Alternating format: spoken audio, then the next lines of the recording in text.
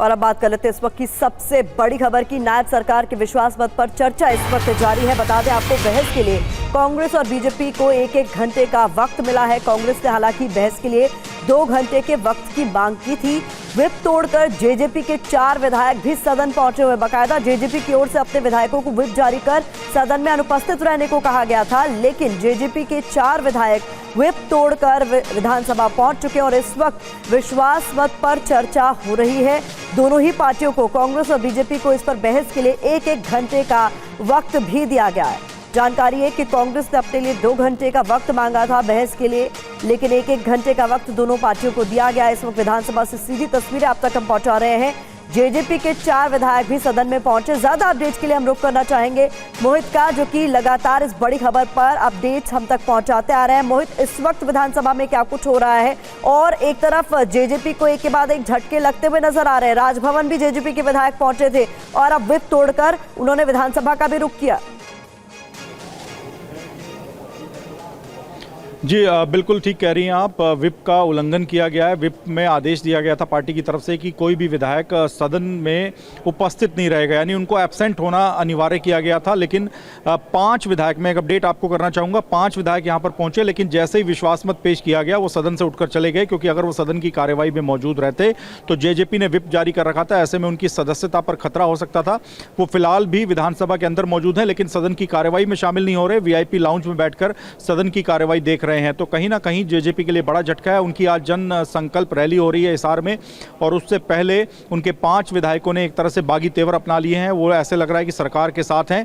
5 विधायक यहां पर आए नहीं हैं, वो रैली के अंदर मौजूद हैं जेजेपी के, जो कि जेजेपी के साथ हैं। जबकि उनके 5 बागी जो कि सदन से एब्सेंट हो गए हैं अब, यानी सदन में वो मौजूद नहीं रहेंगे। तो इस तरह से 10 विधायकों की संख्या अपने आप कम हो गई है, और ऐसे में बहुमत का आंकड़ा जो है वो बीजेपी के लिए घटकर अब 41 हो गया है। पहले 46 विधायकों की आवश्यकता थी, अब 41 हो गया, लेकिन बीजेपी के पास 48 विधायक हैं। तो कहीं ना कहीं जेजेपी का जो व्हिप जारी हुआ और उनके जो विधायक यहां पर सदन में पहुंचे हैं और सदन की कार्यवाही में भले ही वो भाग नहीं ले रहे, उनका फायदा बीजेपी को मिलता हुआ दिखाई दे रहा है। बीजेपी के लिए जो बहुमत का आंकड़ा है वो घटकर 41 हो गया है। और एक और निर्दलीय विधायक हैं बलराज कुंडू, वो भी सदन में पहुंचे थे, लेकिन सदन की में जैसे ही विश्वास मत पेश किया गया वो भी सदन से एब्सेंट हो गए हैं। तो ये जितने भी विधायक एब्सेंट हो रहे हैं, या फिर जेजेपी के जो 5 विधायक हैं जो रैली में होने की वजह से यहाँ नहीं आ पा रहे हैं, इसका फायदा सीधे तौर पे बीजेपी को मिलता हुआ दिखाई दे रहा है। और उनका बहुमत का आंकड़ा धीरे धीरे कम होता जा रहा है, और उनके पास संख्या जो है वो करीब 48 है, जो कि सरकार के पक्ष में है। तो 2 बड़े अपडेट्स इस वक्त मोहित मल्होत्रा ने हम तक पहुंचाए हैं। एक बार फिर से अपने दर्शकों को बता देते हैं कि जेजेपी के 4 नहीं बल्कि 5 विधायक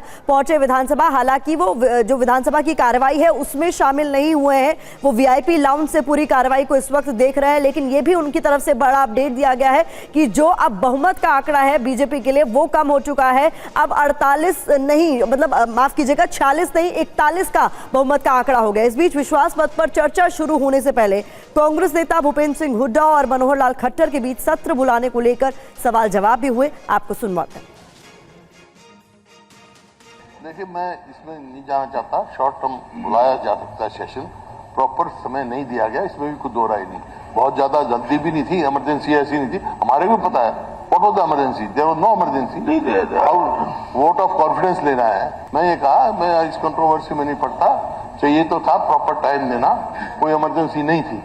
हम भी राजनीतिक जीवन में रहे हैं, इमरजेंसी भी देखी है, इमरजेंसी सेशन भी हुए हैं, लेकिन it was not that emergent कि भी रात को 12:30 बजे या 11 बजे या 10:30 बजे आप समन जारी करो और सवेरे सेशन 11 बजे।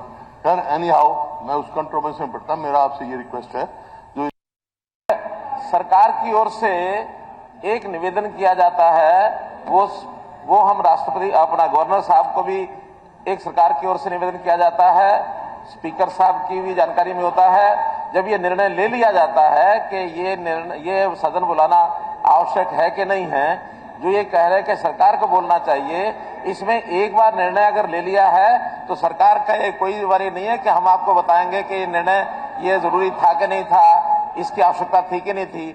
ये निर्णय हमारे गवर्नर साहब ने, हमारे स्पीकर साहब ने लेके सदन बुलाया है, इसलिए इस पर मुझे लगता है चर्चा नहीं करनी चाहिए।